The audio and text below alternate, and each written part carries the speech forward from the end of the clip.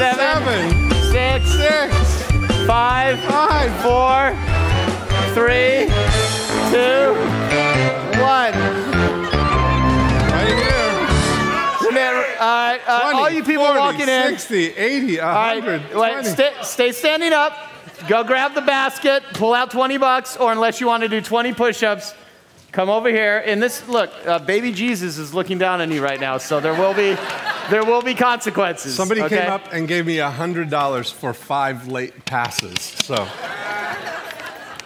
that's good. That's and good. By the way, Dean, Eunice, come grab this money from Dean. Okay, it needs to go to Make-A-Wish, not to. What's that? $20 $20. $20, and here's Joe's 20. And someone from my team, be that Joel's got the basket, yeah, just collect the money, because people kind of sneak it away. Oh, Eunice has got one too.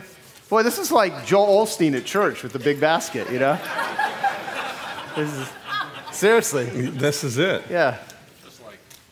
All you need to do is find yourself a nice Bible-based I Love Marketing meetup group. And you'll be, all right? So, no. This is my manual. Yeah. I am. I like watching Joel Osteen. I like watching Joel Osteen on like Piers Morgan and stuff, because he never answers any questions. He's just like a really nice guy. So he just sort of like, you know, he just never tells you if he likes Obama or Romney. I mean, he just never tells you. He's a good politician. Yes, he is. Yeah. He is. He's a nice guy. Okay. Guy. All right. So we ready? You guys ready? We're gonna tear it up. You ready? Hit it. Hit it. No, I'm going to do my best to just delegate things to Dean this whole entire time, and I'll just. We've decided that Joe is the Flava Flav to my Chuck D. Yep. All right. That's right. Whatever. All right. All this talk about Batman and Robin and all that. Yeah. Okay. It's getting good. So let's put on your before unit hat right now. And imagine that for the rest of the day, the only business that you are in is as the head of the before unit that delivers all the people who do business with your during unit. So I do that for a couple of reasons. Number one is because I don't want you to go into this process limiting yourself in any way by thinking about the logistics of doing the things that we're going to talk about here. So many times we go into things thinking, but I don't have time to do this, or there's some limitation. And it's always because you're so busy thinking from the part of the business that actually is where all the busyness happens. All the busyness, all the urgencies, all the emergencies, all the fires, all the hassles, all of that stuff comes in the during unit of your business. So I'm going to free you from that today. And I want you to pretend that you are the head of the company that you're going to fax this order form to deliver as many of the prospects that you want. So in order to do that, we need to decide who is it that we really want to serve? Who is it that we want to help? Who are the most profitable people that we can work with? And so we've got our model here, we've got our goal, and at the end of this session, what I want you to be really clear on is to be able to fax that order form in, because it's just like having, what's that saying about a problem? A problem well defined is half solved. Mm-hmm. Is that the saying? That's really what this is about, is if you know exactly what it is that you're trying to do, trying to get there is going to be so much easier because you have clarity. Now, when we talk about it, you know, looking at the before unit is really about the first 3 profit activators. It's about selecting your single target market. It's about compelling those people to raise their hand by using direct response advertising. And it's about educating and motivating your prospects to want to do business with you. So by knowing where you're headed here and knowing that each of these profit activators fills a role in your before unit, we can focus all of our attention right now on selecting your target market. We talk about breakthroughs here. We talk about what are the things that can create the biggest breakthrough in your business. And sometimes the biggest breakthroughs can come from shifting your attention to focus on the most profitable target market that you can. You know, a lot of times you get caught up in thinking about our future based on what we currently do in the present or what we've always done in the past and what our business is full of right now. You know, the decisions that you made months and years ago are what got you to the point where whatever level of business you're doing right now, whatever level of client that you're working with right now, whatever your fee structure is right now, all of those decisions led to the situation you're in right now. And the amazing thing is that you can focus on any target market that you want. You know, you can choose to change at any time. You can add or only focus on the highest level of the people that you work with right now. You could choose to set up a business that does a huge volume on a lower level, but becomes a very operationally excellent company. You know, you've got the ability to do whatever it is that you want. So I want you to really think that through as we go through these exercises here today. I want you to speak to this too, because there's so much of this manual that has specific sort of industries and examples, and a lot with real estate, okay? Because first off, it's a great industry to because everybody lives in a house. Everybody's had that kind of experience, yeah. I just want to address the people at home or here. They're like, well, you know, I'm not in the carpet cleaning business. I'm not in the so-and-so business, because we have people in the room, all kinds of businesses, from web design to speakers to book authors to, you know, service businesses. I mean, you name it, to doctors, chiropractors.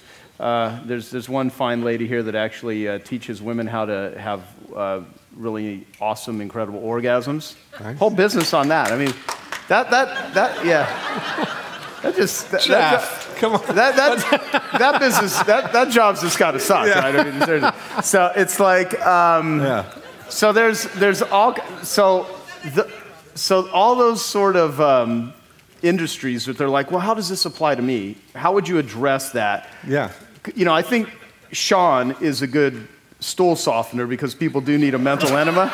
I know, people need a mental enema. They need to get all this shit out of their heads that says they can't do this, they can't accomplish that, that sort of thing. So that was the exciting thing about when we chose our case study group to go through the Breakthrough Blueprint leading up to here. And they're going to see a lot of the examples today, a lot of the ad samples of all the things that people in our case study program had developed here using these 8 profit activators. And we chose a very diverse cross-section of businesses for this. I wanted to have, because if you look at it that, you know, I'm coming at things and developed all of my stuff thinking from a real estate perspective, which is the most expensive thing that most people ever buy, and they don't do it frequently. And Joe coming at it from people cleaning their carpet, which is probably one of the lower priced things that people do, but they do it more often. But everything in between there is probably every transaction that you can think of. You know? And the thing I want to, because I always mention this, because it seems to make sense for people. I always see, oh, okay, I get it, is I had to learn how to successfully apply direct response marketing in an industry where I never had any intention of being a public speaker. I mean, me and Dean both are converts of our own system. He was a real estate agent, I was a carpet cleaner. We had to survive, we had to eat. We learned marketing because we were not doing well and we wanted to do well. And so for me, I had to figure out how to apply these types of methodologies and strategies and techniques selling something that nobody ever wants to buy. Right. Nobody wants to buy carpet cleaning. It's like one of those purchases where it's painful. It's like going to the DMV and getting your license renewed. You know, I mean, it's not like, let's go to a restaurant, let's go to a concert, let's buy clothes. I mean, it's not that sort of purchase.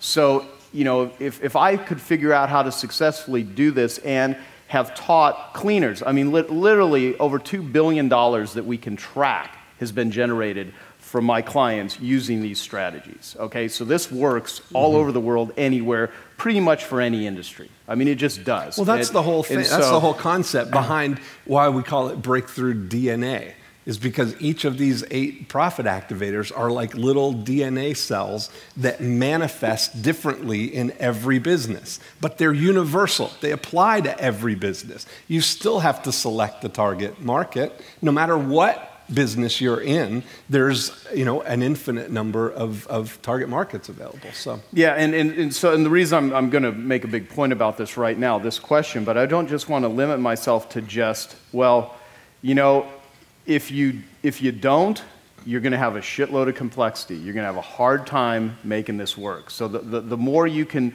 determine what you're willing to give up, to just focus, you can, we'll show a slide here in a moment, but you can, if you want 8, 9, or 10 opportunities, 8, 9, or 10 clients, 8, 9, or 10 revenue, you can't focus on 1, 2, and 3s, 3, 4s, and 5s, 5, 6, and 7s. I mean, you got to really hone it down on the best. When we say, in profit activator number 1, select a single target market, how many of you get a little bit scared of, I don't want to limit myself to just this one? It's very difficult for you to choose one, right? Because as soon as you kind of put your mind on one, then you're immediately, but what about these guys? And what about these ones? I could still help them. I don't want to give that up. So the very first exercise that we have people do is knock yourself out. Get them all on paper. List all of the possible target markets that you could help. If you look at the entire group of people, the entire universe of people that you could help, you think about that as the forest of all of the people that are in the forest of the people that you could help. And all I want you to do is simply identify what are the different kinds of trees in that forest. What are the different needs that people have? If we use the real estate example, you could work with first-time buyers, people who are buying their first home. You could work with people who own condos and want to sell their condo. You could work with people who are moving in from out of town. You could work with people who want to build homes, people who want to buy homes in the country, people who want to buy horse farms, people who want to buy investment properties. There's so many different people that you could help.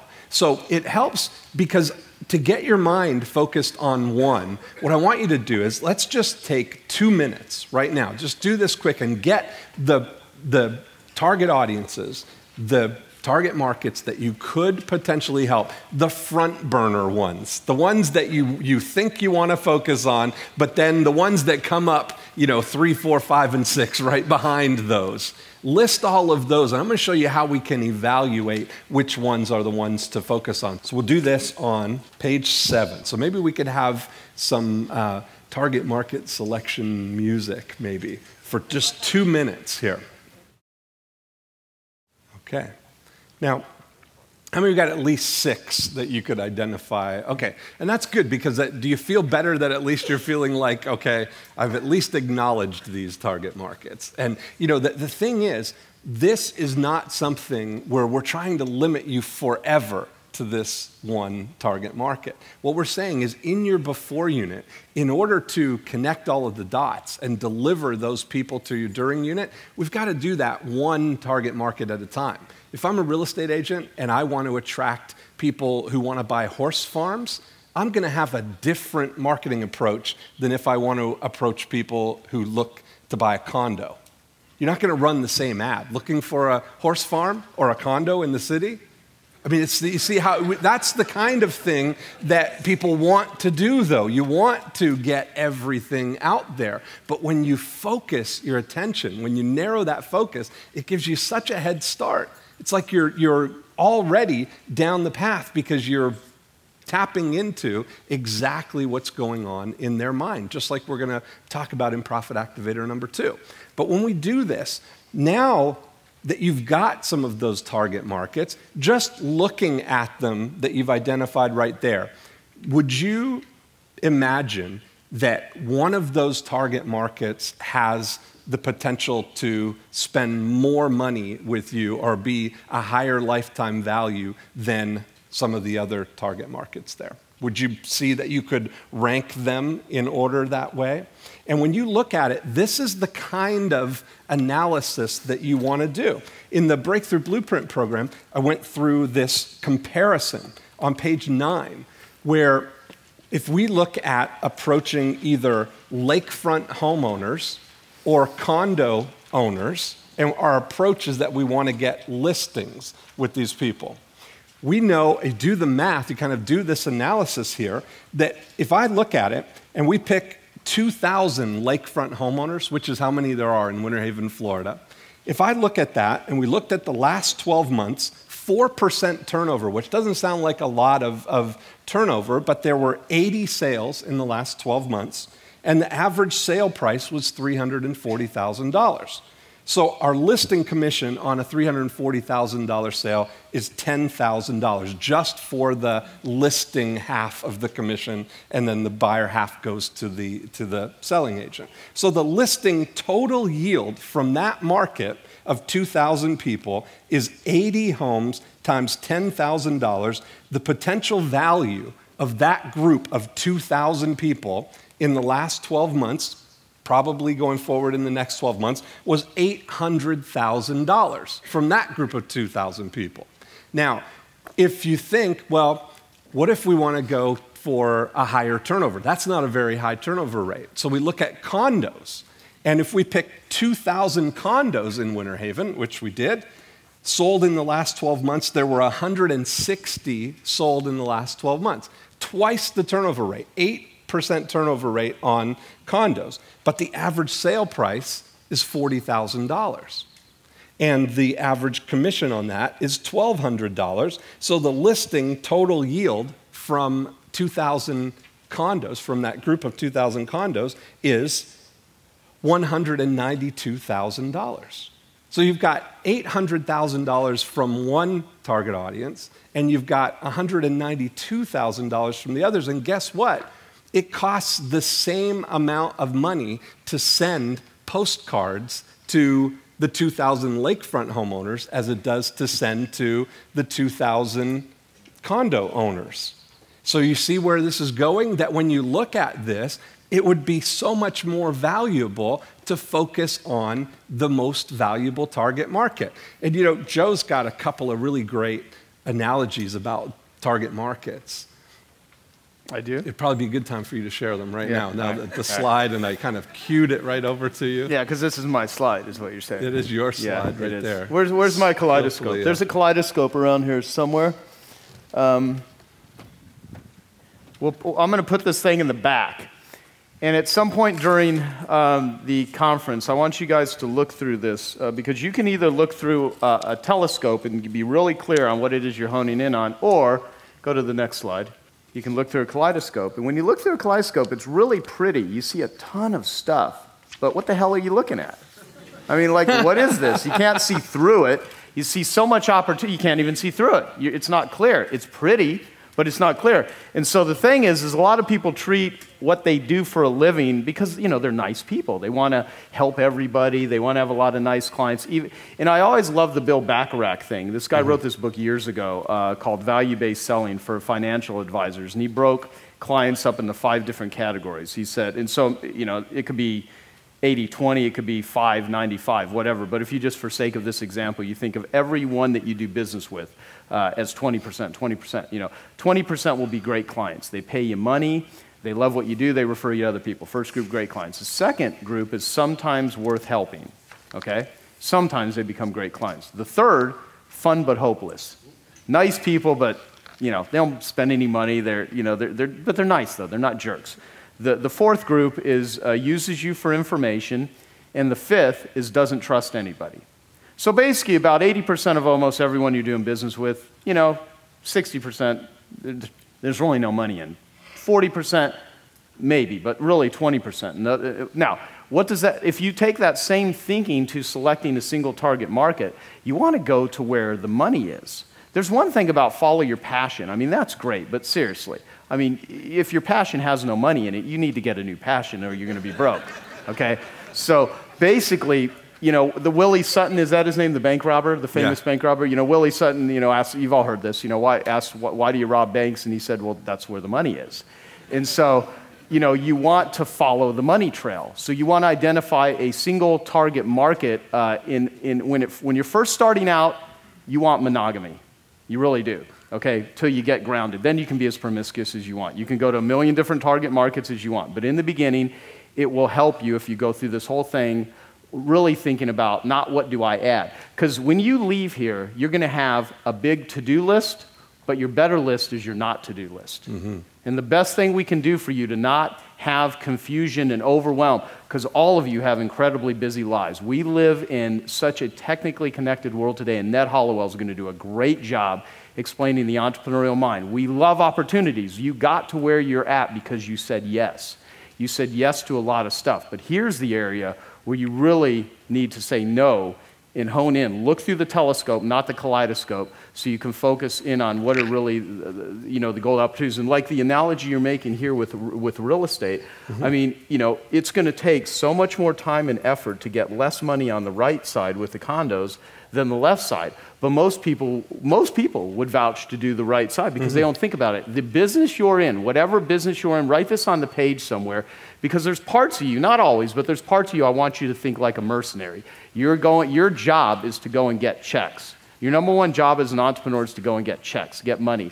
And so the business you're in is the arithmetic business. If you say, oh, I'm a plumber, well, you're in the arithmetic business. I'm a carpet cleaner, you're in the arithmetic business. So you want to look at the arithmetic, and you want to really identify all those things you listed down that you wrote down. I'll just give you an example. I wanted to do the exercise just because I like going through the same process as everyone else is doing. So here's some of the things I brainstormed. How many possible target markets can you identify for your business? And I write these things in the same way that many people would. It's really not specific, but it sounds like it. I wrote industry transformers. Well, what does that mean? Mm-hmm. People that have transformed an industry, the people that are top of their game. Carpet cleaners, $1 million entrepreneurs, people in wheelchairs. I have an idea for Dave Kekich and Sean Stevenson of interviewing people that are in wheelchairs because they've learned how to cope through things in life that the average person, a person like me, would have no idea. And I think there's incredible wisdom, but no one's packaging it. Mm-hmm. And I want to actually create a social network where people can go and interview, share their stories of what it's like to live and what they've learned, how they've overcome adversity. But you know what? I can't do all these things at one time, so I got to get it out of my head. Service businesses, space startups. I own Space University, space marketing, space advertising. I'm now an investor in an asteroid mining company, planetary resources. I'm going to do a lot of stuff in the space industry, but I can't do it right now. But I want it out of my head, okay? You know, direct response marketers, authors and speakers, addicts, tech companies, printers, HVAC, high-end travel. I love marketing listeners. That's a target market. Part of the reason we are doing this is that's a target market. Mm-hmm. But the point is, that's sort of how I think about it, and there's a lot of them here. But to walk out of here with your very best one, I can go and put a dollar sign next to each one of these and also say which one's not only possible, because everything's possible, but what's probable. You know, possibility is great, potential is great, but all potential means you haven't done it yet. Okay, so who gives a shit about potential? Right. You haven't done it yet. Everyone has got potential. I've got the potential I can levitate in the middle of the room, but what's the probability of that happening? Okay, so you want to not just look at possibility, but probability, and if you use all the training that Dean's taking you through right now, really clear, you'll walk out of here with just, I mean, you'll have laser focus. You'll be looking through a telescope, and that'll be the place to go. That's it. So, yeah, don't step over gold coins to pick up the bronze and silver coins. It's something I heard from Gary Halbert, and he says that most human beings spend their life stepping over gold coins so they can snatch up all the bronze and silver. And it takes a certain level of discipline to really say, I'm not going to touch it. Yeah. It's a good opportunity, but it's not a great opportunity. And everything you say yes to, you say no to something else. You say yes to some client because they're really nice, but it's really helping you from writing your book or doing that speech or having that really important meeting or sitting down and writing that sales letter. You want to really do gold coin activities. Yeah. If it's not a gold coin, don't mine it. You're all miners, and we're giving you the picks, we're giving you the shovels, we're giving you the skills, we're giving you a methodology. But if you choose to use these methods and these techniques and these 8 profit activators in, like, you know, coal mines versus gold mines, you know, you're going to dig what you mine in. And we can't make that decision for you. Right. I mean, we will give you the very best marketing techniques on the planet. This whole book, if you just take this after this conference and spend a few hours with it, I mean, it'll give you incredible clarity. You go through the DNA breakthrough process online, the breakthrough blueprint, it'll give you an incredible amount of clarity. But if you mine in mines where there's no gold, I mean, you know, it's not our fault. So that's what I'm saying. It's not our fault. Yeah. And that's part of what we want you to do here is pick the most valuable mine. We want you to pick and have a sense of knowing why you chose that one. Certainly money is one of the motivators for it. I mean, the most valuable one, if all things are considered equal. Maybe you're looking for the ones that are the easiest, or the things that take the least amount of your time. You know, if you've got things that, if you're in a personal service or professional service business where your time is involved in your during unit delivering it, maybe one of the target markets for you is people that you can help in a packaged way, not so much in a personal one-on-one kind of way, or something that takes your time. Is there a way that you can package something that will help people, that will deliver a result, but do it in a way that doesn't take any of your time? That may be something worth focusing on for you.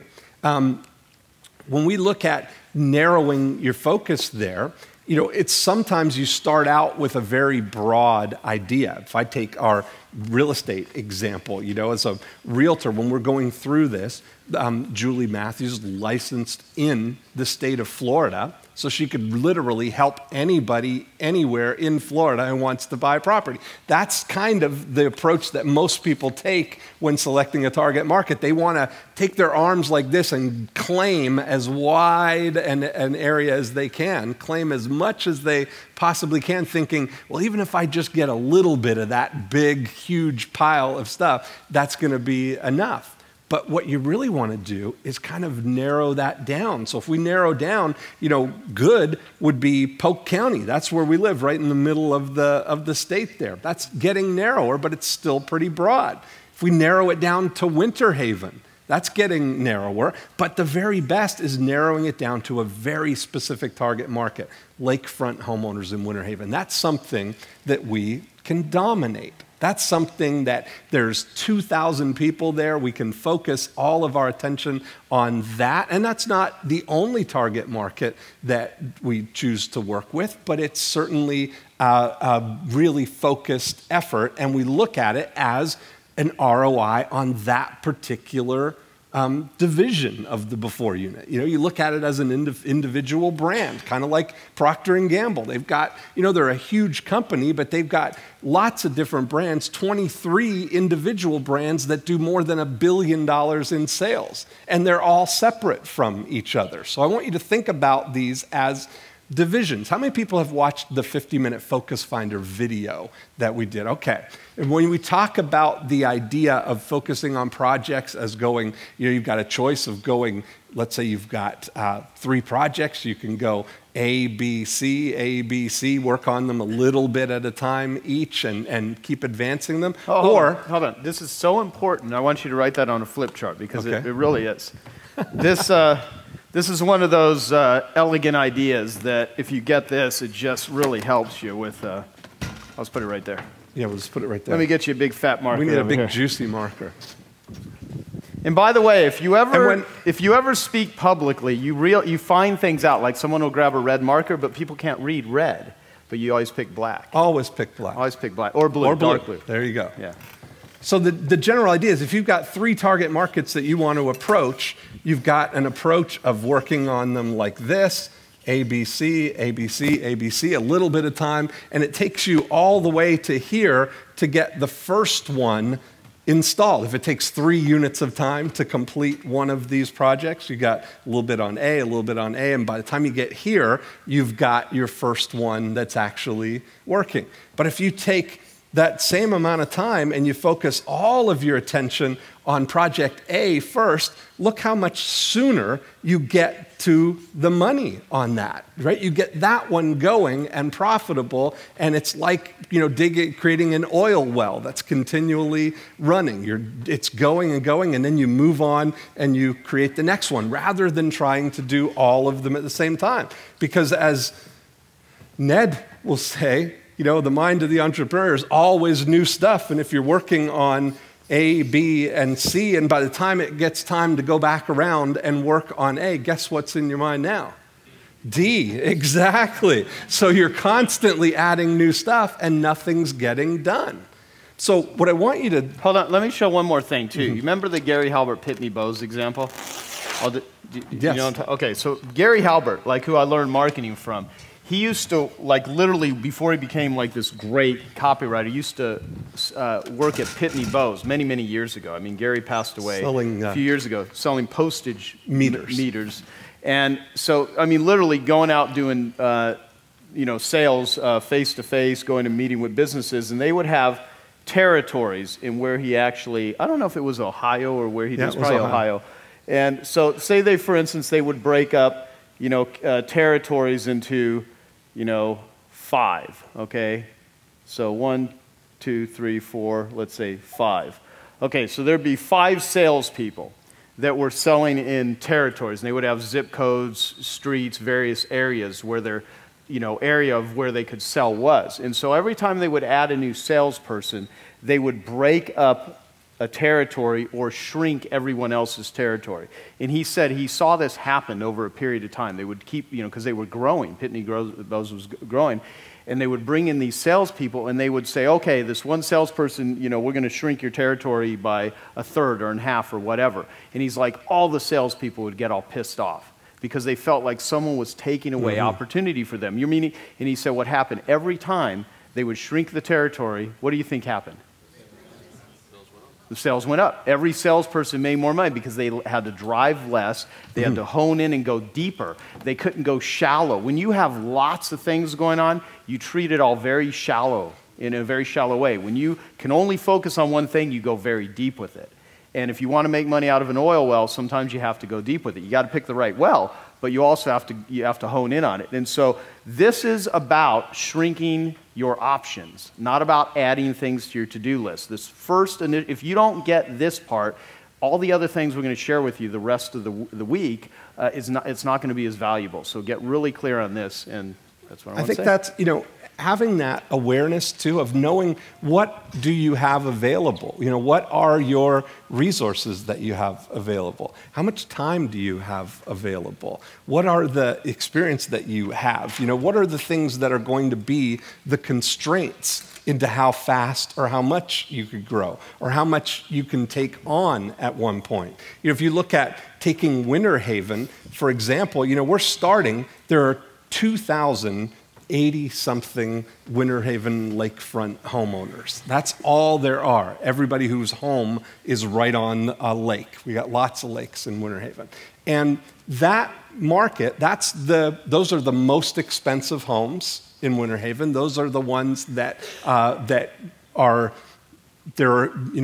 multi-million-dollar homes there, but their average is about $340,000, which is many times the average house price in Winter Haven. But you're focused on that one first, and the cost to do that, if we look at it, if our approach is going to be mailing postcards to that group to get them to raise their hand, to mail, just do rough math, if we're saying spending $1,000 a month to send 2,000 postcards to those lakefront homeowners, that's $12,000 over the course of the year. Now, with an average commission of $10,000, you only have to get 2 of those for it to be ultimately profitable. If we mail those cost the same amount of money to mail those postcards to the condo owners with an average commission of $1,200, we have to get 10 of those just to break even. So you start thinking about what is the math. Joe talks about the arithmetic business. That's really what this is what is it that's going to be the factors that determine which target market you choose, So what I want you to do is, of those target markets that you wrote down, I want you to kind of rank the top 2, what you think might be the 2 sort of most profitable ones for you. And I want you to do this analysis on the side where on page 10, I want you to put them on the top of there. And I want you to get a sense of how much they are worth per sale, what one sale to one of that target market is, and to get a sense of how often over the next 12 months you could make that same sale to them. Sometimes you're in a situation where somebody could do something multiple times over the course of the next 12 months, or maybe you're in a situation where they're only going to do something once and they might not do it for 5 years from now or longer. But I want you to get a sense of what that value is for these people. And whether it's thinking about their first year value, what that market could be worth to you, or what the longer term, what the lifetime value of that group could be. And I want you to think about where your best efforts would go in terms of where you're spending your money. I want you to get a sense of what this total yield would be for this audience for you. You know, because if you look at how many of them you could handle, if you're a chiropractor or you're a personal trainer and you're looking at, I could get, in the same amount of time, I could get 10 personal training clients, which might take me 10 hours a week if I've got that much available in my thing, or I could get 10 people to come all together in a boot camp type of situation, or I could do them in a group, and it might be less money for them expense-wise than what they would pay to do personal training, but it's going to be a multiple of money for you.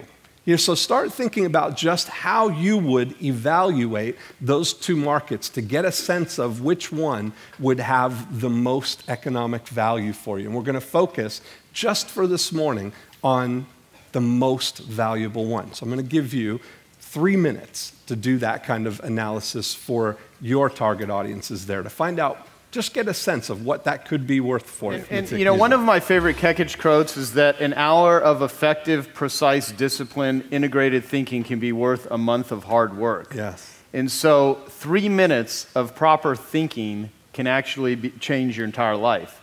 You know, so as silly as that sounds. So when we do these exercises, I mean, really, don't just sit there and, let's wait till, you're not here to just hear, us talk. You're here to actually figure it out and plan. So there's going to be a lot of planning and a lot of thinking, and so use that time effectively. All right, let's get a few people. We got the mics right here.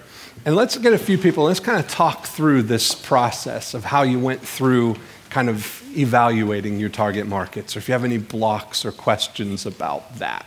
Let's maybe get a couple of people at these mics. Who would want to go through that exercise with us, okay?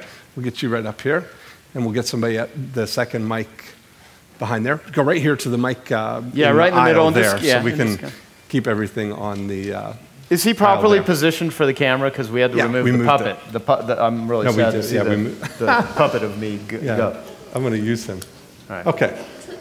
Okay, my question is on the target market. I have a seasonal business, so my target market over the winter is different from my target market over the spring or the summer. Okay. And I cannot survive by focusing on just one. I need to do both. Absolutely. But there's a limited time for both. So you look at it, you're getting in the right mindset. You're really running almost two businesses, right? Yeah. Do they overlap? Are there people that are all year, or is it two distinct sort of breaks? There are people that are all here, but they drop off over the fall and the winter. Okay. And then in the winter, you've got a different seasonal market? Is that what it is, you said? Yes. What business are you in? I'm in the travel industry. Okay. And I provide tours and excursions for people visiting New York. Okay. So I started off focusing just on the targets visiting the city. Yes. And then lots of groups found me. Yes. So the tourists are year-round, but over the winter and when the schools are on, I have much less business. But in the off-season, when it's not the summer holiday, I have lots of school groups and corporate groups traveling. Perfect. So, okay, so that makes a lot of sense then. That's your answer. When you look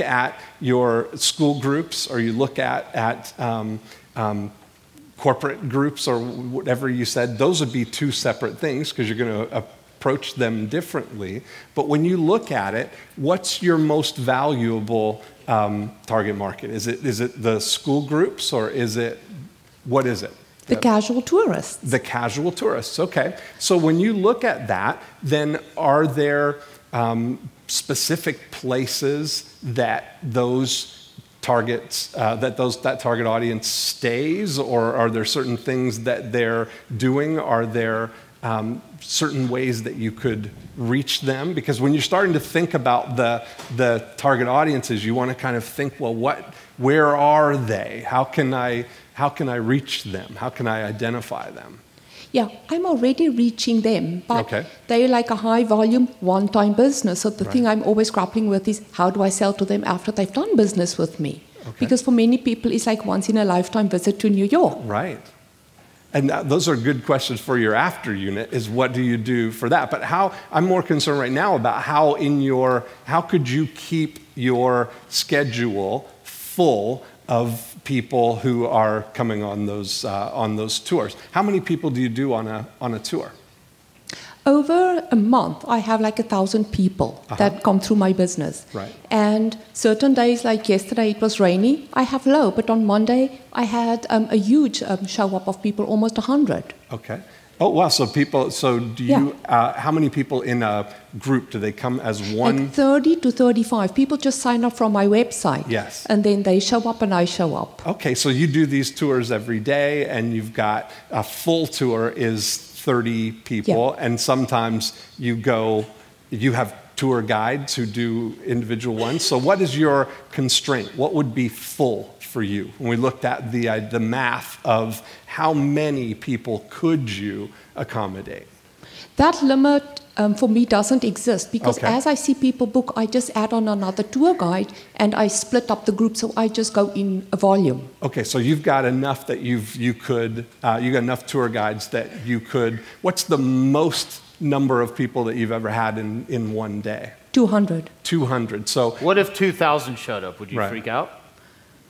No, not necessarily, because I have a couple of people knocking on my door looking for work. Okay. So I feel like I can cope with that. I just need a little notice. So that's perfect. So you've got that unlimited, you got that kind of upside there. And now if somebody comes as a school group, they would have how many people? Typically, it varies from like 20 to about 100. Okay. And so you're saying that it's easier for you to try and attract 30 or 100 individual tourists to join versus one school to bring 100 people? What's the... The effort for me to attract both of them are almost the same, but it comes in the work. When I have an individual tourist, it's like a seamless process. Yes. They sign up, I have to do really nothing. It's all automated process. Yes. But they have a single lifetime value. When I have a school group, they show up every single year. Yeah. So my first year, I have to work to attract them, and then the other years, they just come to me. And now, so do you think, even in the winter, that there are more than 100 tourists in New York City on any given day? Absolutely. Yeah. How many would you guess there are? How many tourists? Even if you just look at all the people that come to do Broadway shows or whatever, what would you guess? I'm just trying to get a sense of how big that it's is. huge. It's in the millions. Okay, perfect. So when you look at it, so you've got the capacity. If we set a goal for you that every day, that 200 is your normal goal, and you think about it, the example would probably be those bus tours. How many of those are going on? There's way more than 200 people going on those bus tours every day, all year, right? Yeah. So you've got that sense. So now, when we look at that target market, those tourists are going to be in any of the hotels where in the city right now, right? That's probably where you're going to find them, right? When we talk about in compelling them to call you, you're going to see that we're talking about invisible prospects or visible prospects. And we know that all of a good percentage of them are going to be in hotels all around the city, right? Yeah. And do you focus your tours on a specific part of the city? Yes. Or do you have different tours for different parts of the city? Or is it one tour that you do? I focus on one part of the city, and I have a few tours on that. Okay, so there you've got one part of the city. So a potential target market could be another part of the city for you, right? So you could add different types of tours, different types of variety. But what you're saying is, how can you focus on just the tours that you're currently doing? And this is all, it sounds painful as we're going through this. It sounds like we're kind of being confused and we're kind of going in circles, but we're getting a clearer and clearer picture of what we're talking about. If our goal is, if we were going to fill out that fax order form and say, "Dear Acme Vending Company, would you please send me 200 tourists to take my New York City tours every business day or every single day?" Do you do it on 7 days a week, or do you? 6 days a week, no 6 tours days on a Sundays. week. So we'd like you to send us 1,200 tourists to take our tours every week. That's what you're kind of looking for. That would be a great improvement. That would be a nice thing to look forward to, right? And the tourists are there all year, so it's just a matter of how do we find them. When you look at it, how much could you afford to spend to get 200 people to come on a tour? If I said to you, I can do that. I know all these tourists. I can send you 100 of them every single day. How much would that be worth to you? How much would you be able to cheerfully pay to have me deliver you 100 new tourists every day for a tour? I would say almost a third to 50% of my income, because that's what I found over time that I'm spending on people. So what would that dollar figure be for 100 tourists? Probably like $400 to $500. $400 to $500 is what you could. Or $4,500. No. I mean, like, if my income of those people is, say, $1,000, 500 of that goes to marketing and getting them there. Perfect. That's what I'm saying. So if your income is, how much would the income be on 100 people? Oh, now you're asking me a math question. Well, how much is one? Oh, but here's the thing, though. If you don't know it, you'll never get it. There's a difference between, first off, I hate reading P&Ls. They make my eyes glaze over. There's a big difference, though, with marketing math. You got to know the marketing math, because it's like a J. Abraham saying. You don't know how much you can afford to spend to acquire a client unless you know how much you're actually worth to you. So you need to know what you can afford to spend to get them. So how much is one tour? How much one per person?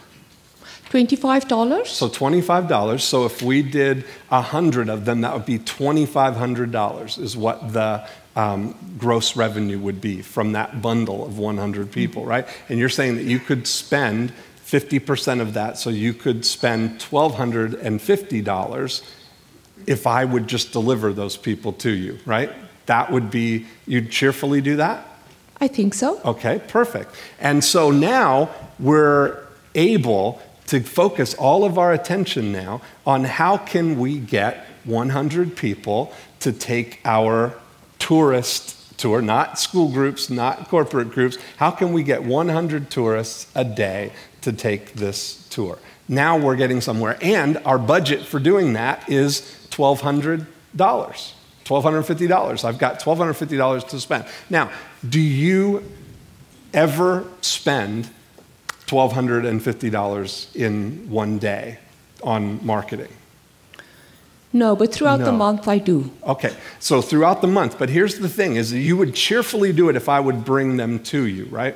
So I want you to start thinking about that. Do you have affiliate relationships with hotels or with tour things that they get 40 or 50% of the... Yeah. Okay, and so that's maybe an approach of how we're going to do this when we get into Profit Activator number 2. But I'm happy that we got to the point that our goal is 100 people Is that more than you is that more than you normally do on any given day? That is more that I do like in the off season of like the fall and the winter. Perfect. So we're just going to need some different strategies for those, and maybe even think about what would be a dream come true for those as we start looking at our target market here. So I feel good about it. I feel like she's crystal clear. We got a good order form, that we know what we're looking for, and now I want you to, when you think about this, do the math of what that would mean overall. If you could do that, 100 people, 6 days a week for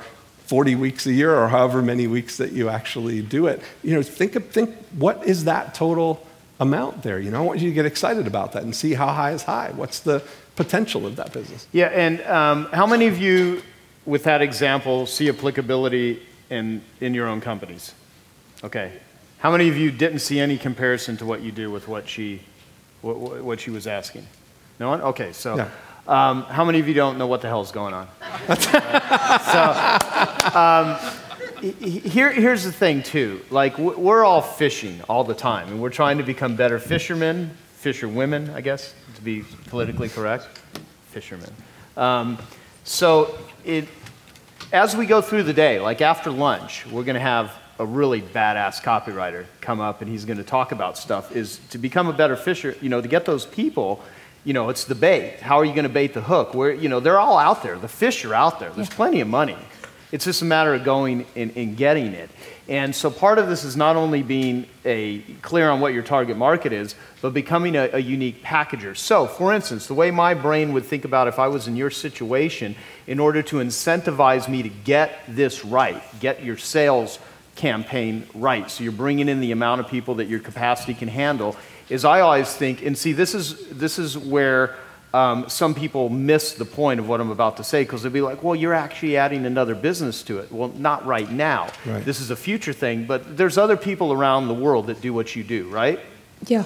If you had the best system on the planet for converting these people, a robotic slot machine that every time you put in $1, you pull it down $5, punch back out, there's many other people that would love to have that installed in their businesses like yours, right? Yeah. So you're talking about, what do I sell these people, because after they've come on the tour, they're gone. Well, here's the thing. In a seminar like this, you'll see a guy like Sean get up and talk about his life experience and how he's going to share with you some of the best things he did for $495. Like nothing, right? That's chump change. We do events that are, I have a $25,000 group, and people will be like, oh, that's a lot of money, $25,000. People that will go out and like buy a Porsche that won't ever like bring them back multiples, but it's weird. Like you go to Disneyland. Disneyland is a money extraction machine. I mean, everything there is designed to suck money out of people while they're there, before, during, and after. But no one would go to Disneyland and say, oh, those damn marketers are trying to sell us marketing kits and shit. They're pitching us. They're pitching you every 2 seconds at Disneyland.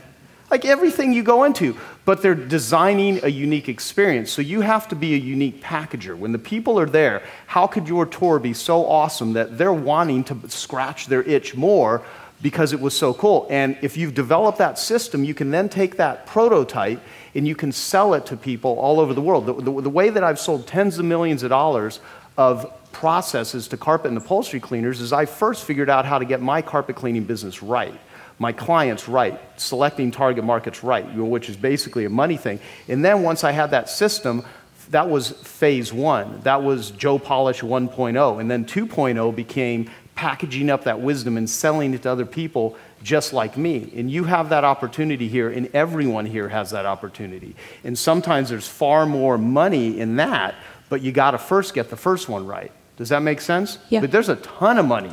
You can create a multi-million-dollar business with not you even having to do tours anymore if you first get it right in this one. Does that make sense? Yeah. Okay. Thank you. Thank you. Now, Rand, time. We have to. Yeah. So I just want you guys to get to the point where you're ready to place your order. That sounded like a little bit of a painful process, going through and kind of extracting and figuring out, what does this mean? What is, looking to what you're already doing, seeing what would be the best thing to add more of, and to just get crystal clear on what it is that we're trying to accomplish in your before unit, So, okay, we're going to break for lunch. And for lunch, Well, anything else you want to say before I go into the logistical announcement? The logistical analysis.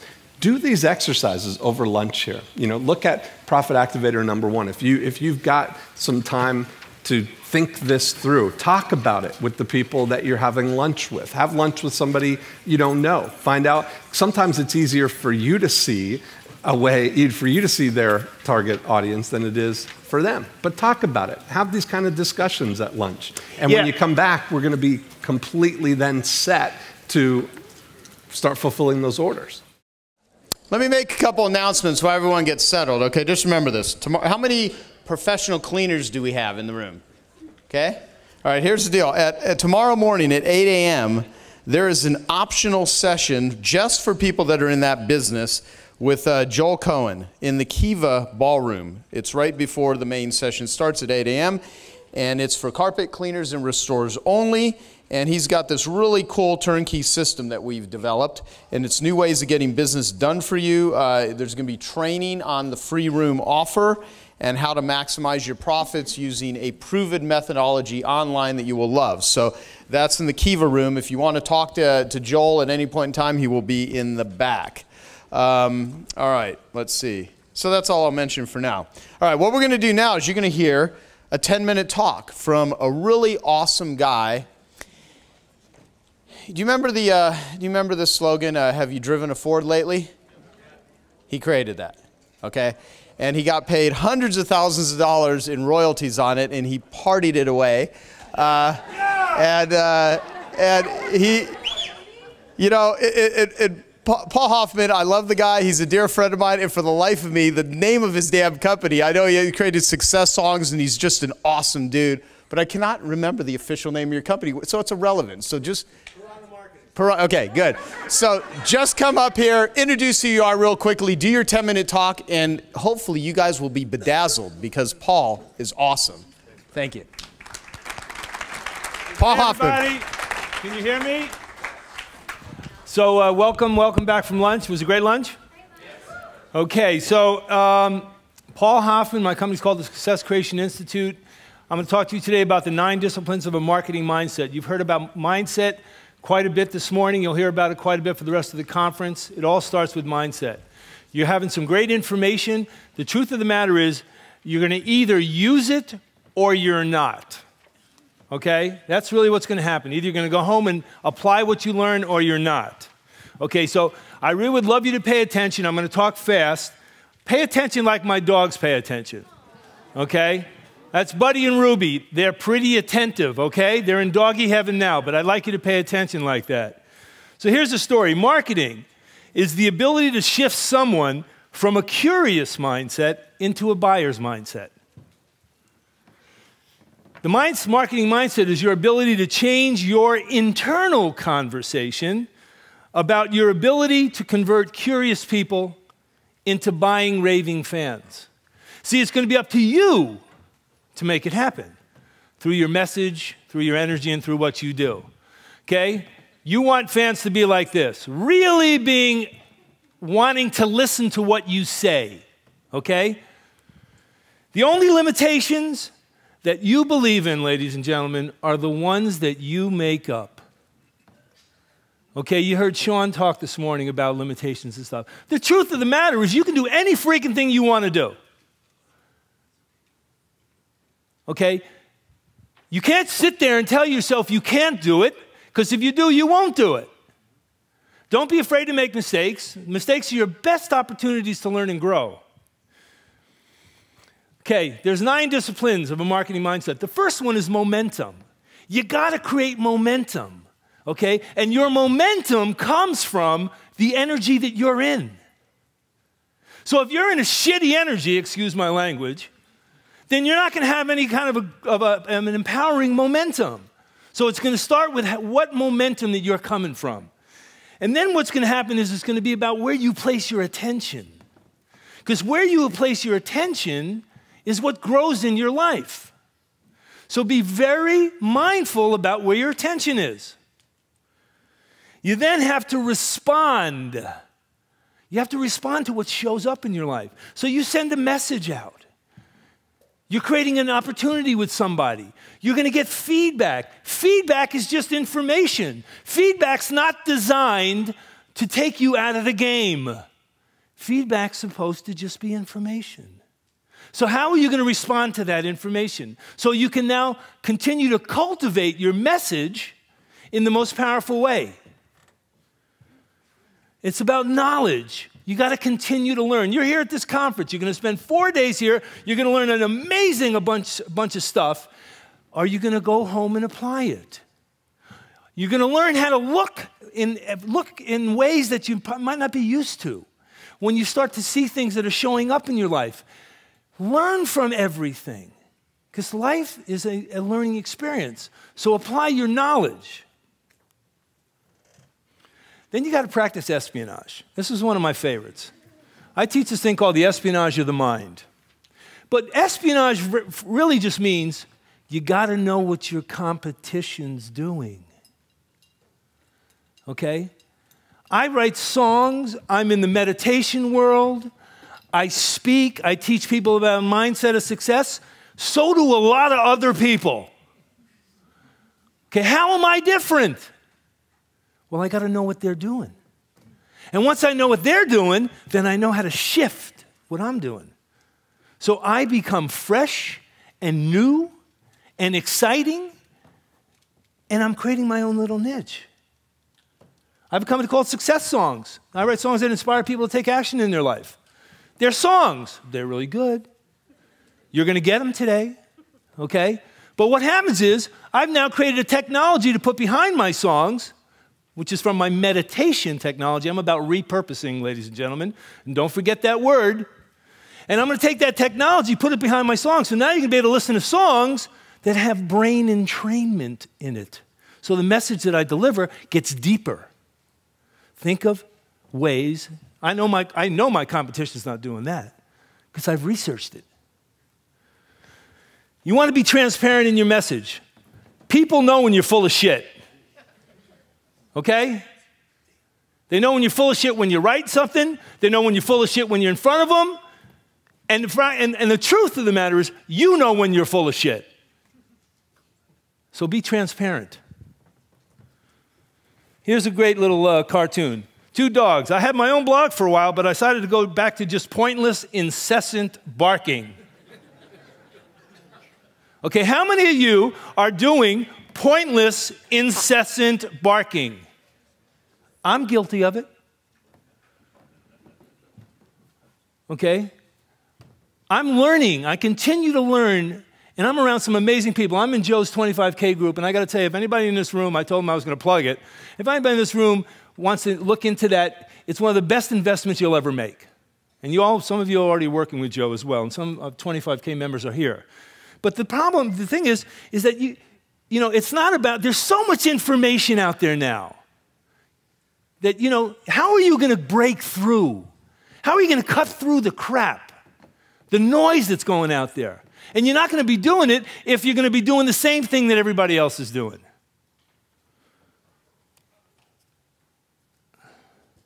Impact. What's the impact of your message?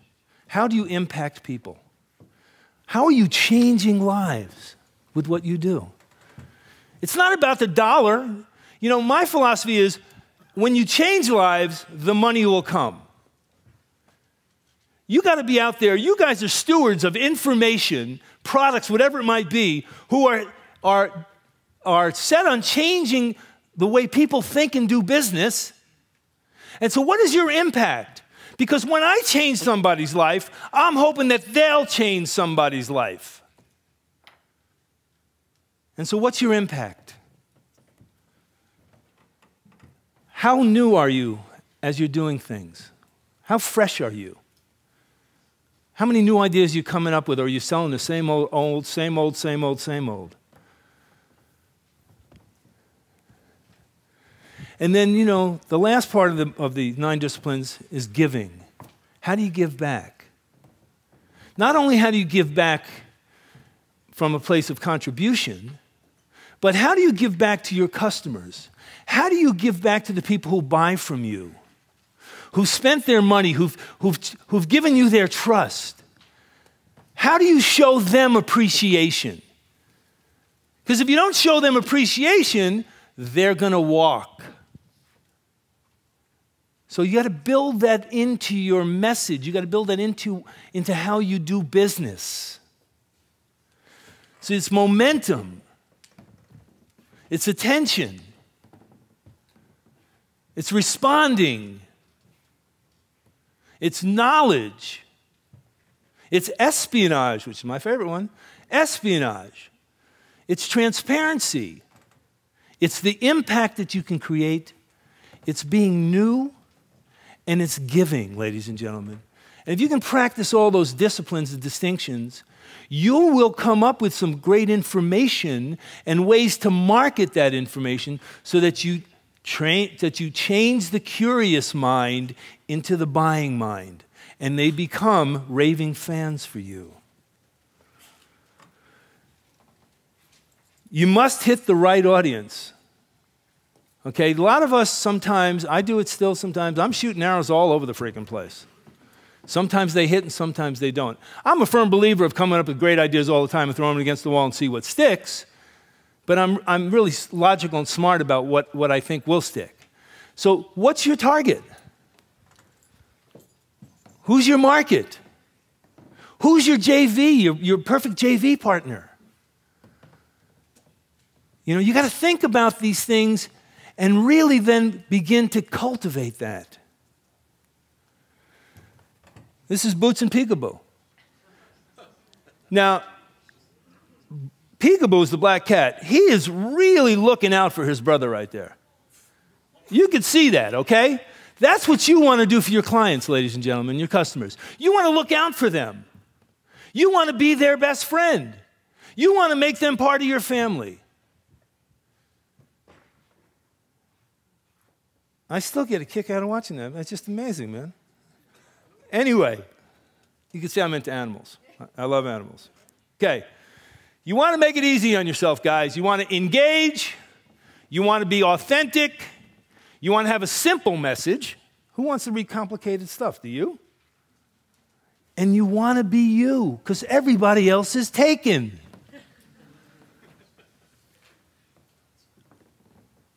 So be you. Bring you to the party because you are amazing, even if you don't know it.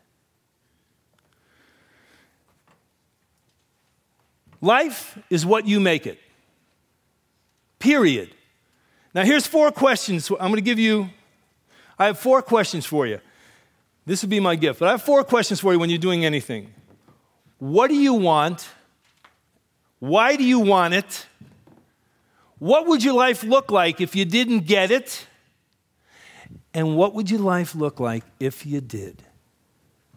So ask yourself those 4 questions. Here's my gift to you. If you go to successsongs.com/ILM, that's a page where I have maybe 30 of my success songs and my meditation programs. And that's my gift to you, okay? But do me a favor. Take it all in. My time's up. Take it all in and really, really connect to what it is that you want to bring to the world and then bring it in the most powerful way possible. Because again, ladies and gentlemen, life is what you make it. Thank you so much for your time.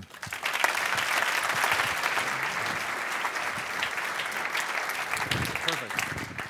Paul, thank you. Thank you for... That was great. Thank awesome. you. You're awesome. Stud. Okay, we're going to take 2 whole minutes, 1 minute each. You're going to turn to your neighbor, and you're going to tell him, what did you just get out of the presentation that you heard? What did he say? What did you hear? How does it apply to you? 1 minute each, 2 minutes. Go ahead. Okay. And begin. Go ahead and give your neighbors a hand.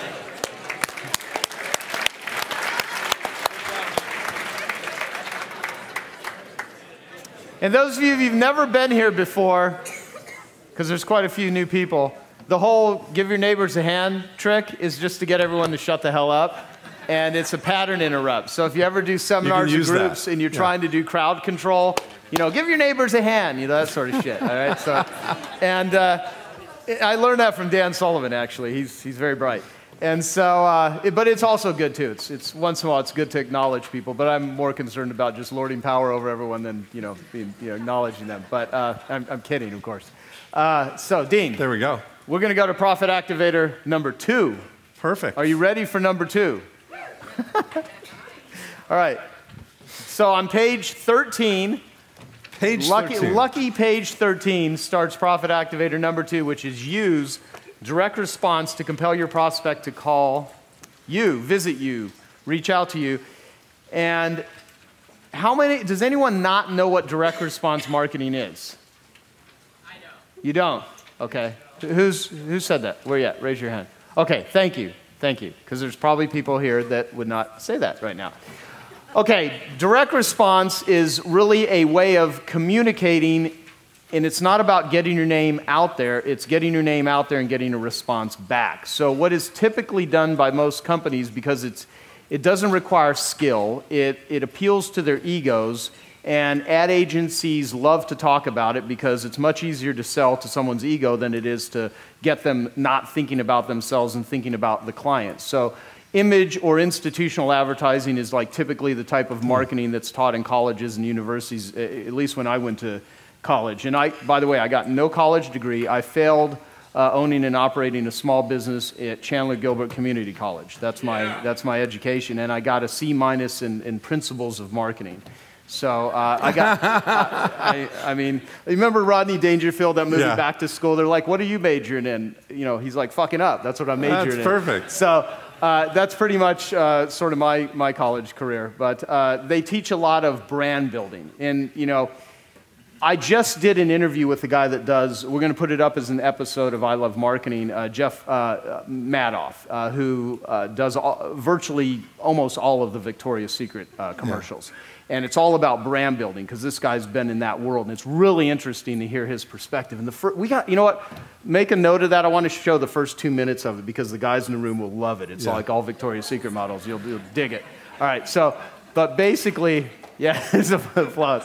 So, but brand building, most small business owners, it's a total waste of money. I mean, you cannot deposit name recognition in the bank. You can only deposit sales and money. So direct response is really compelling, powerful messaging and offers that compel, Like Dan Kennedy would talk about, if you drive by an auto accident, you're driving up and you're bitching at all the people in front of you, speed up, and then as soon as you drive by the car accident, you slow down, you put your head out the window, you cannot not pay attention because it's compelling. And so the word compel is a really important word. You cannot bore people into buying from you. That's something that David Ogilvy would say. And so if you're advertising, if you're marketing, if your websites, if your videos, if your audios, whatever communication is boring, I mean, it's, only the hungriest fish snap at the crappiest bait. And so the most powerful marketing that you can use is direct response. And so direct response is really just about making powerful offers. And as you go through this book, as you go through the Breakthrough Blueprint, if you listen to I Love Marketing, you'll get a thorough understanding in the application and usage of direct response. So that's sort of anything you want to add to that? I'm going to add a lot to that. Okay, you do that. Why don't you just take it from here, Dean? Okay. I'll just say. Now, Austin, can you time us down to 2:30 exactly? Yeah, because the Incredible Hulk is going to be here at 2:30, and if we don't want to get him mad. I don't want to get him angry. He's going to fly off the handle. I'll deal with turning tables over and shit like that. I just don't want to, So there we go. Actually, make it till 2:29, just to be. Okay. Did you talk about your target market at lunch? Did you think about that? Did you get an idea of who you're trying to attract? Because everything going forward requires that you know exactly who you're trying to attract. When you get one person in mind, even though you're trying to attract hundreds of them or thousands of them, it all comes down to one person, because your target audience, they don't know that they're related to each other. They don't know that you're looking for 100 people to come and take this walking tour today. They're one person who's making up their own mind to do something. So everything that we do, we only want to speak to that one person. So that's why it helps when you have your crystal clear idea of who it is that you're trying to attract. Because often if you're trying to attract a broader audience, it's very difficult to get inside their mind because their one mind doesn't exist. If I'm trying to find people who want to buy a horse farm and people who want to buy a condo, it's hard to get inside their mind because it's not the same person. So we want to narrow it down to the single person that you can focus on here. So in order to compel your prospects, we need to know two things. We need to know, what are they thinking about? What's going on in their mind? If we can read their mind and know what they're going to, what they're thinking about, what would compel them to call, and how can we get them to raise their hand? When we talk about the pool, the entire universe of all of the people who could be your target audience, if we can narrow it down to tourists who want to take walking tours in New York, they're a subset of all of the tourists in New York. So if we could say that's our target audience, the people who are staying in hotels in New York, that's where we're trying to get the people who are going to come on these tours. We need to think about one of them. One of those people. What's going on in their mind? How can we compel them to call? Now, when we're looking at this, not all of them, some of them are going to have zero interest in doing a walking tour. Zero interest at all. Some of them are going to be very interested and are looking for a walking tour to take if you just put it right in front of them. So between the people who really want what you have and the people who have zero interest in it, we want to try and identify the people who it's a possibility for. So when you look at that, all we want to do is get somebody to raise their hand to identify even just the slightest interest in whatever it is that you do. What is the outer ring of what they would be considering doing? You know, what is it that's on their mind? And so the process that we go through is kind of thinking about the conversations that they're having. They're already having discussions about stuff. In the Breakthrough Blueprint program, the example that we take all the way through the process are these lakefront homeowners.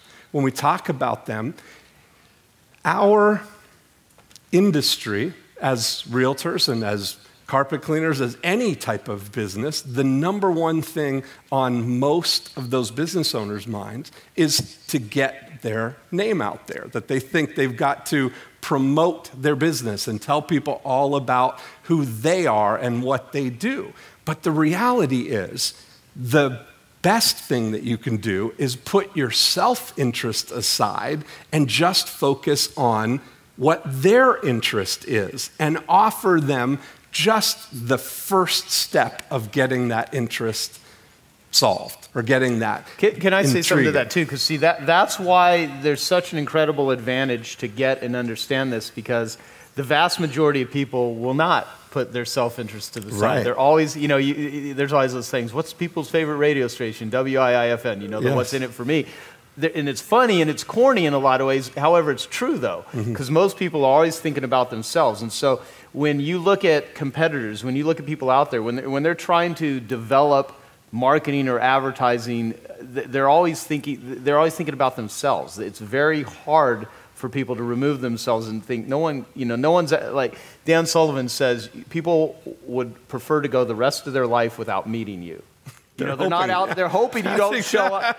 You know, they don't show up looking for you to buy shit from you, right? You know, people are like, even when you've got the greatest, I mean, it takes an incredible amount of effort for people to do the things that they want to do, let alone the things they don't want to do, right?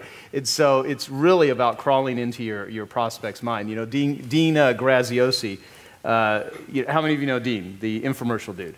He's going to stop by this week, and he's going to get up and talk for a little bit. And everyone seems to always love Dean. And he talks about pitching a tent in someone's head. Yeah. You know, pitching a tent in their head and camping out and figuring out what's going on in their mind. Mm-hmm. One person at a time. And that's really part of the brilliance of what Dean has done, is he's talking to one person at a time. You know, he's really connected with them like that. But he knows the conversations that are going on in their mind. He knows the conversations that they're having out loud, but he also knows the conversations that are limiting them on the inside, that they're not actually speaking out loud, you know? So when we look at it for our lakefront homeowners as an example. When you think about those 2,000 people who own those homes, that's the universe of who we're trying to attract here.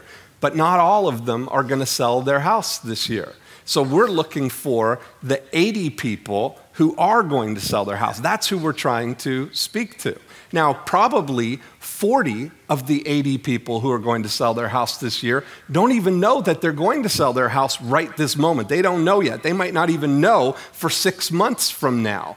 But the people who are going to sell their house in the next 6 months or so, it's on their radar. It's on their mind right now. So if you start thinking about what are the things that they would be thinking about, if somebody's thinking about selling their house, the first thought that somebody might have is, how much is my house worth? I wonder how much we could get for our house. That's probably the first thought that people have before they ever decide, well, I wonder which realtor we should choose. That's a later conversation. That's not the first thought that they have.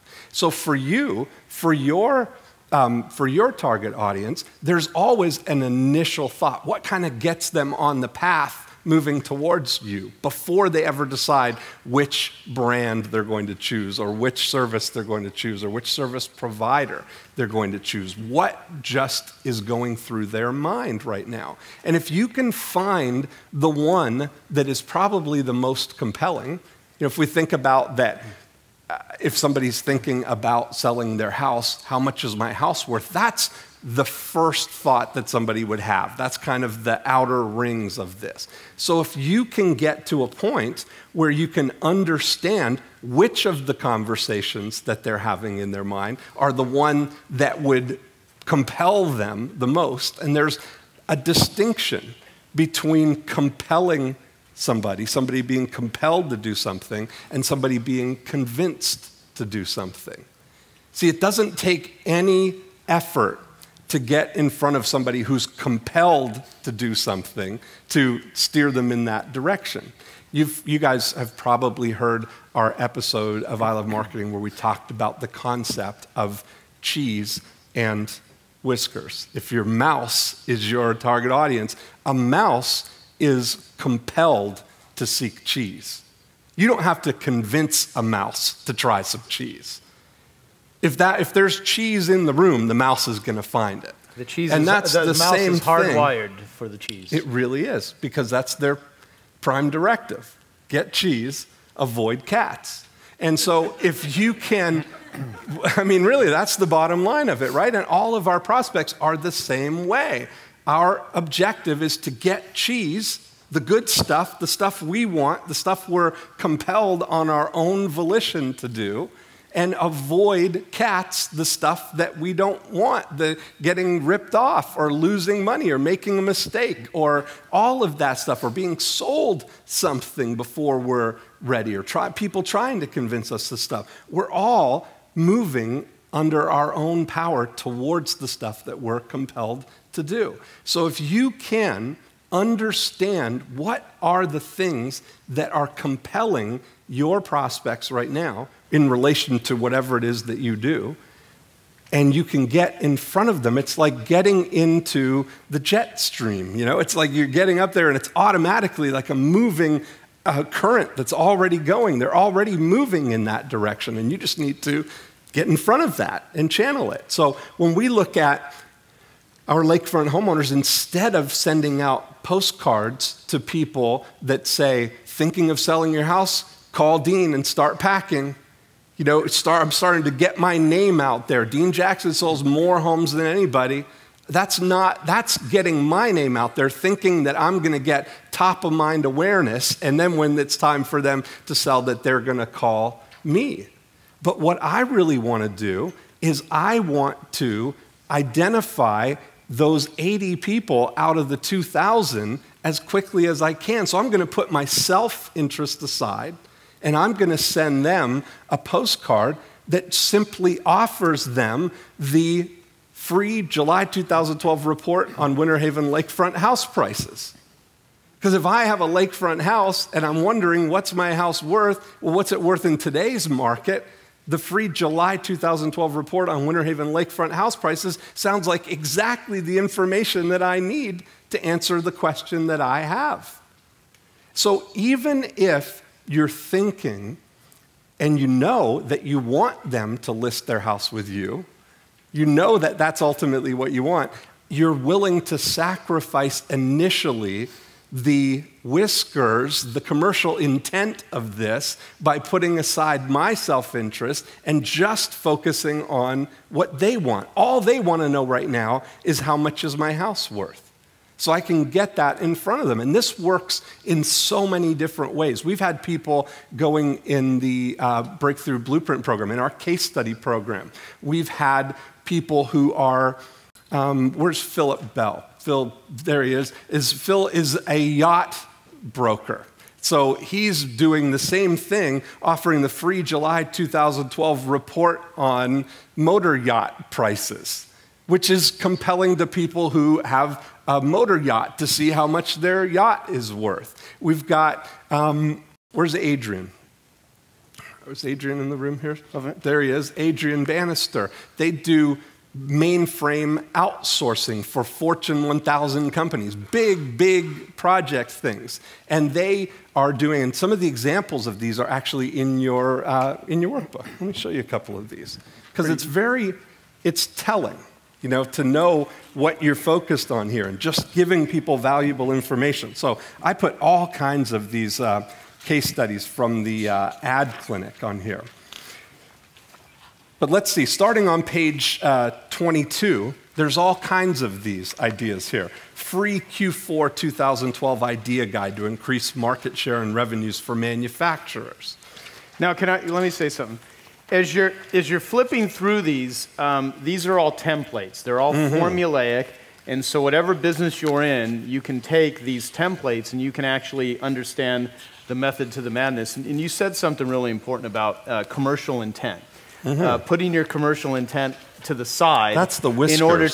In order to establish the rapport with someone. And I'm going to make a really crude sort of analogy, but it's the best way that I know to explain it. Plus, it's enjoyable and entertaining for me to be crude. Is that selling is like seduction. It's all the foreplay you do before you ask someone to go to bed with you. And when you immediately jump out and try to sell someone, it's literally the equivalent of premature ejaculation in the marketplace, okay? And you want to have staying power because you'll get the best quality people that way, and they'll stay with you, okay? So do you want to be a relationship marketer or do you want to be a transaction marketer? And so part of this is selling is not an event. Sometimes an event will happen if it's immediate, but I wouldn't count on it. Selling is a process, and if you develop a process, in all of these ads and all these campaigns that are in this manual are templates. They're processes of how to use the 8 profit activators. And so just really, it doesn't matter what business you're in, all of this is applicable. You just need to understand the psychology behind it. I mean, this says free July 2012 report on Winter Haven lakefront homes. I mean, one of my first ads for carpet cleaners was warning, don't call any carpet cleaner till you listen to this free recorded message. And I would drive people to a 24-hour free recorded message. This is before the internet existed, all of that stuff. And you know, a great headline that I use is free report or free recorded message reveals how to have your carpets cleaned properly at the lowest possible price. So you can still speak to price, but it's properly because they have them done. And that's free. You know, report reveals how to have your blank done properly at the lowest possible price. Okay, insert website, anything, whatever industry you're in. So this is very formulaic stuff. So when we look, here's some examples. Page 24, there's one for a restaurant. Free restaurant marketing report reveals innovative ways to increase the profits in your restaurant. So you can imagine a restaurant owner thinking to themselves, well, how can I increase our profits, our margins on the stuff that we do here? Here's another one on page 25. Free report reveals how architects can attract new clients today. There's so many of these. This is one of my favorites, page 32. This is Michelle. 5 shoes every busy entrepreneur should have in her closet. Now, Michelle's a stylist. Is Michelle here? I don't know whether she was coming or going to be streaming. Hi, Michelle, if she's streaming. But this is one of my favorites. She's got the entrepreneurshoeguide.com, and that's pretty compelling. She also had a narrower one where she had shoesforrealtors.com. So the thing says 5 shoes every busy real estate agent should have in her closet. And if you're a real estate agent, that's going to be pretty interesting. There's no sort of commercial intent there. I love that ad. I mean, it's just, I do too. It's great. Here's another one, 33. Free September 2012 vinyl siding planning guide for Shelton residents with colonial-style homes. How narrow is that? Free summer, here, page 34, free summer 2012 guide to motor yacht sales and listing prices. 34, find out how much your yacht is worth in today's market. All of these things are very, very compelling things. Here's Adrian's on page 38. Free September 2012 report on mainframe outsourcing pricing. Can you imagine the conversations that are going on in your prospect's mind that you can offer valuable information for? If a Fortune 1000 company is going to switch from running a mainframe on site to switching to outsourcing that, do you think that that's going to happen all of a sudden? That one day they're going to wake up and, you know what? Let's switch to outsourcing. Johnson, get on that.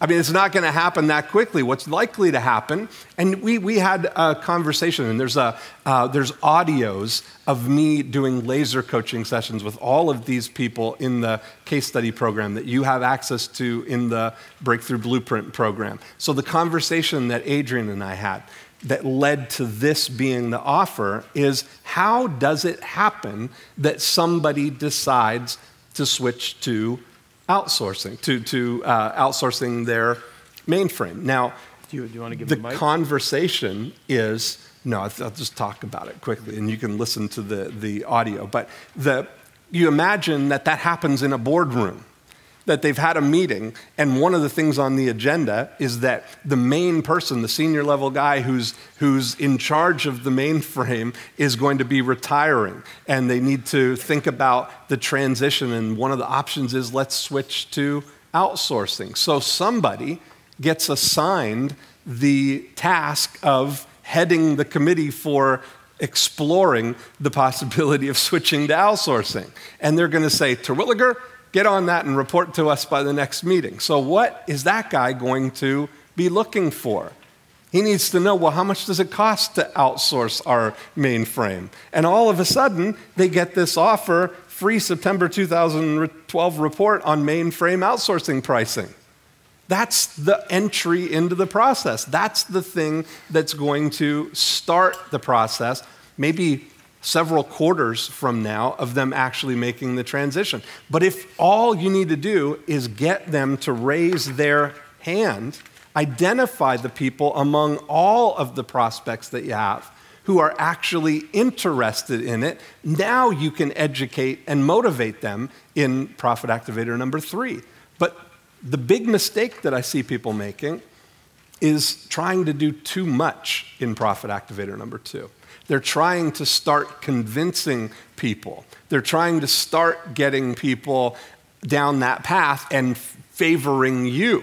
You're starting to set up that tone. So we've talked about this because when you look at it now, knowing what you know now, compared to the saying something like how to get your carpets cleaned properly at the right price is convincing something, because you're educating people about something, but what's going on in somebody's mind? What's going to start that process? If you could just get them to raise their hand and then educate and motivate them. Here's another one, page 40.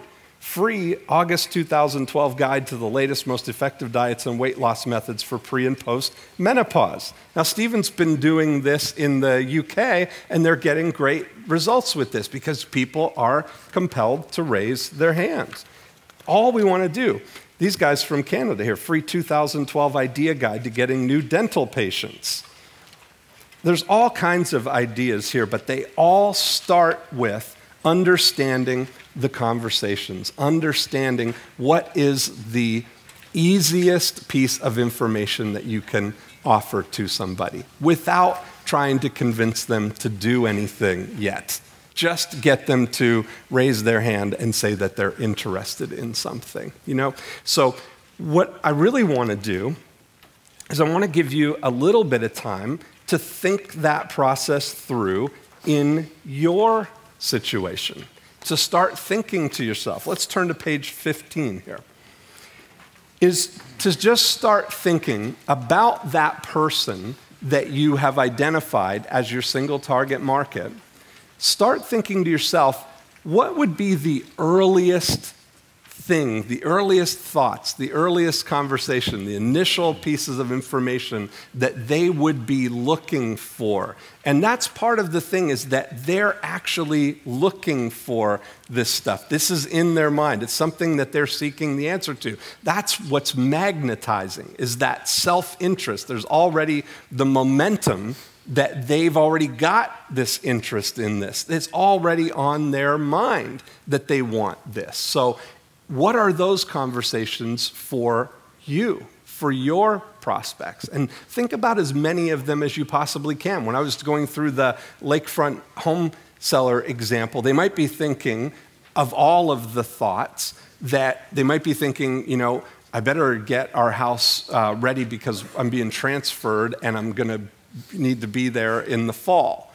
That might be a thought that somebody has, or the conversation might be going on saying, well, I wonder what I should do to the house to get it ready to sell. That might be a conversation. They might be thinking, like I said, how much is our house worth would be the first and foremost thought that they would have. That's the one that you can solve with information for them.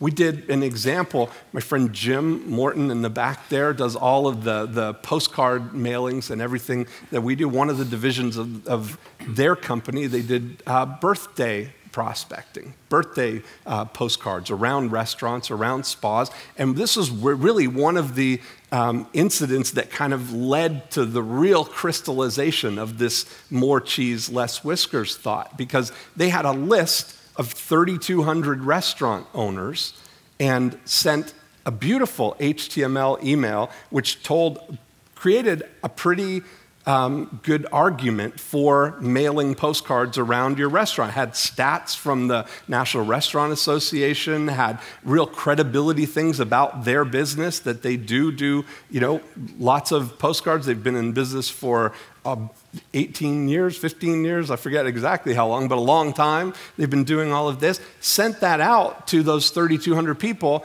and got zero response to it. We're thinking, maybe this list is dead, or maybe it's the wrong list. And so what we did was write just a short little text message to the restaurant, to the same list, and said, do you do birthday parties? That was the whole email. Do you do birthday parties, Jim? And sent that out and got hundreds and hundreds of replies to that email, because it's something now that is cheese. They're interested in getting more business. Every single business owner is 100% authorized to bring money into the business. They want to bring money into the business. But when it looks like you're trying to take money out of the business, it gets deflected, it gets, moved to the side, it's not as interesting, because that's whiskers. All cheese, everything is about self-interest in profit activator number 2. And that starts with those conversations. So let's take 3 minutes right now, and I want you to think about all of the conversations that are going on in the mind of your prospects. Write them all on this page, on page 15, and then we're going to take one of them and figure out what can we do to turn that conversation into a way that we can get somebody to raise their hand. So 3 minutes, some conversation thinking music for us. Okay, so this is actually pretty easy. I'm not doing much. I'm just sort of sitting there. It's fantastic. Yeah, and it's fun. Easy, lucrative, and fun. That's right. Okay. Who wants to go through this with us? Let's have somebody come up to the mic. Right, you're right at the mic. Get up to it right there. There we go. That was easy. That was easy. Yeah. Okay, where do I start? Who's your target market? Our target market is people who, we sell custom plantation shutters, so our target market is people who are remodeling and have a budget of $10,000 or more. Okay, perfect. So when you were going through this exercise here, what were some of the conversations that you think are going on in their mind before they decide on plantation shutters? First off, they are always wondering, can I afford plantation shutters? Right. Number two is they're beautiful, and I'm going to look really neat having them. It's kind of a prestigious product to have in most people's eyes. Yep. And I'll be the envy of my friends. Okay. And so those are kind of like early on. What other things, like what kind of transactional things would they be thinking? Like what would they be, what would be their first place that they would look? Or what is the first thing that they want to know about plantation shutters? Well, we produce 52 different videos, 30 different articles, and we address each one of these individually. Okay. So we're always constantly looking for the person looking for that little answer, their one question. Yeah. So is that what you mean? Well, what would be, is it the kind of is it pricing that they want to know, or is it the different? It's more about confidence in us that we can get a job well done for them. Okay, but that's after they know you. I'm talking about how do we get to the people who they don't know you yet. They're not thinking about you. They're just thinking about that they're doing this remodel, or maybe they're not doing a remodel. Maybe they just want new shutters. Is that? Yes. Okay. So what would be kind of the equivalent? Could you do something like that vinyl siding guide where it's the plantation shutter planning guide? Something like that where it's got ideas, and because I imagine there's different kinds of plantation shutters, or do you only do one kind of them? No, we carry 11 different brands, 20 different types. And what would be is there a variation in price on like? Not really, no. Okay, so they're all basically the same price? It's all about educating and informing them on what is going to be best for because we're on the coast and we want to make sure that they get the right product for their situation. Perfect. So in that kind of a situation, it might make sense to be focused on the different styles or the different materials or the things that they need to know about them. Yes. Do you have something like that, like a consumer guide or something like that? We've addressed it in videos and articles. Perfect. So you're in tune with what the conversations are that are going on in their mind. I hope so. Okay. And how do you use that information right now? What would be the compelling thing? Because people who are thinking about getting a remodel, how far into the process are you? Are you going? We're at the tail end. We're usually at the tail end, and we spend a lot of time and energy online. There are many times they'll be doing searches for any number of our keywords, where 4 of the top 5 searches are us. And are you dealing with people who are using a remodeling contractor? And we market directly to contractors, realtors, there you go. As well. We have software that we bought in the Ukraine that extracts emails, addresses for us, and we use your thing where we send them.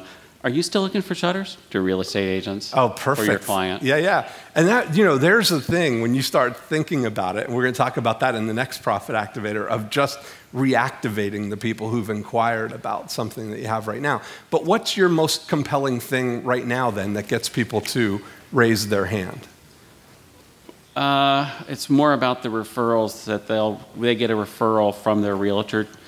Because of us, we make ourselves well known to their builder, to their contractor, to their designers, to their painters, to the tradespeople they've already entrusted. Perfect. So when you look at it, even though your target audience are people who are doing a remodel, your actual target audience is the influencers of those people. Correct. So now, this leads to the whole thought of what is going on in their mind. What were the conversations going on for them that you could make their job easy. We did an interview with Tim Larkin on I Love Marketing, where we talked about the idea of becoming an easy button for somebody. That what could you do for them that would make it easy, make their job easier? We try to make it easier for them to become a bit of an expert at just a small portion of it. So we use educational, informational emails to them, how to tell the difference between this and that in a shutter or a blind or whatever. Mm-hmm. And we try to educate the realtor and the designer just a little bit. Yep. So as long as they know more than the customer, they're the expert. That's exactly it. And if there's something that they can give them, something that is is going to make it easy for them to look like that expert, because anytime your business depends on somebody else referring somebody, it's important that they're going to look good. That's why they're actually. That's why we try to instill confidence in them. Okay, so you've done a lot of thinking about this. You've got a good process in place here. And it might be now, when we start talking about Profit Activator 3, educating and motivating them, that's where the real breakthroughs might come for you. Great. Perfect. Okay, let's go one more. Who's got another one that we can go through? Yeah, let's see that. Okay, anybody? First one to the mic is the one. There you go. Thank you. Okay. Okay, so my business is, I do retirement distribution planning for people that are 60 to 74 years old, typically $500,000 with a 7-figure net worth.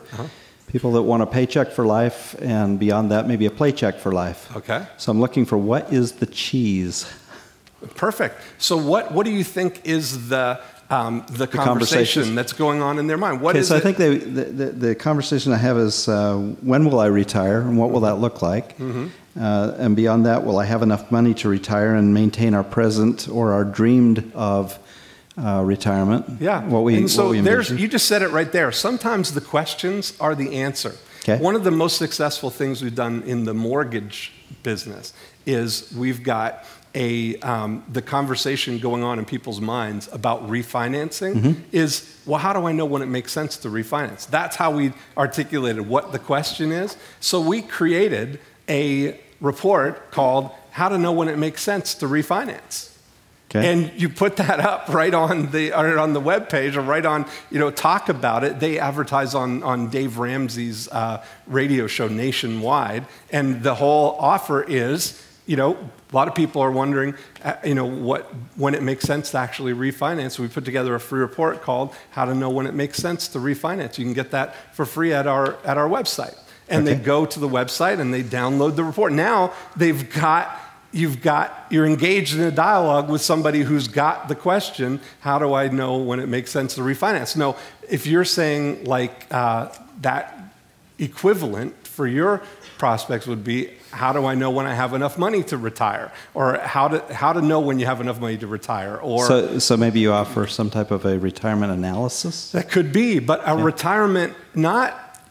And here's the thing, this is a really subtle distinction, is that what you want to do is you want to make it seem like they're just voyeuring in on a process, that you're not in Profit Activator number 2 getting them to take a personal analysis yet. You're giving them the information, like as if they're kind of voyeuring in on it without committing to anything themselves. Does that make sense? Yes. Like I'm saying in this real estate postcard, we're saying the free July 2012 report on Winter Haven lakefront house prices. We're not saying find out how much your Winter Haven lakefront home is worth, because now that sounds like I'm committing to something. Right. So we're not saying find out how much you need to retire, but we're saying generally, here's this analysis of different case studies of people of how to know when you have enough money to retire. Overall, does that make sense? Because it's a pretty subtle distinction, but it's And major. how do you like the idea of maybe showing people what the solution might be to pay the least amount to get the most income and guarantee that it'll last for the rest of their lives? That's the perfect kind of thing. That might be one of the cookies that we offer on the next Profit Activator. So you start with the outer ring. You start with the thing that would be a compelling article. Okay. We've got all these in here. Those Fisher Investments do a pretty good job of just getting the conversation going by saying, they run ads that say, what'll happen to the market if the Republicans take the White House? Right. And then they run the same ad with a headline that says, what'll happen to the stock market if Obama is reelected? Okay. And it's the same thing, because those are the conversations that are going on. And now, when you ask for that report, now you've got the opportunity to offer them the next step, but you did it in a way that didn't have any kind of commercial intent in the beginning. Got it. You're providing information. Okay, perfect. Yeah. Okay, that's good, and that's perfect timing. Because the last thing we want to do is piss off the Hulk. We don't want to piss off the Incredible Hulk. Yeah, and we're moving into his time. You're like my own personal sock puppet that has good marketing advice. You just spew out. I mean, it's perfect. You know what I mean? I like it. All right, you gonna grab him? All right.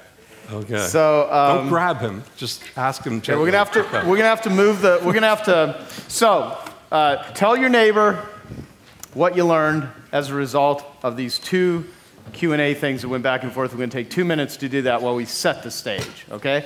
So 1 minute each. Tell your neighbor.